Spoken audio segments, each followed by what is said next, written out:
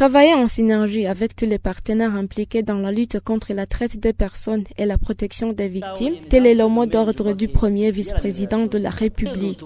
Gaston Sindimou l'a déclaré ce mardi dans un atelier organisé par l'Organisation internationale pour les migrations OIM en sigle, sur l'élaboration d'un plan d'activité intégré visant à prévenir et à supprimer la traite des personnes.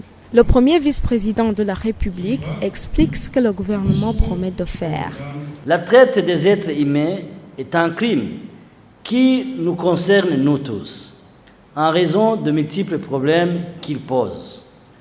Pour lutter efficacement contre les réseaux des trafiquants, il convient de travailler en synergie avec les partenaires techniques et financiers impliqués dans la lutte contre la traite des personnes et la protection des victimes, chaîne pénale, société civile et institutionnelle.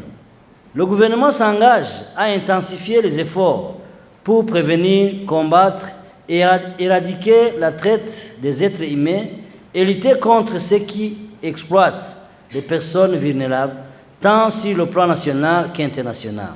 Le président de la Fédération nationale des associations engagées dans le domaine de l'enfance au Burundi, FENADEB, recommande une enquête nationale pour identifier toutes les victimes. D'après Jacques Nshimirimana, au moins 4000 jeunes filles auraient été vendues dans les pays du Golfe depuis 2015 jusqu'à aujourd'hui.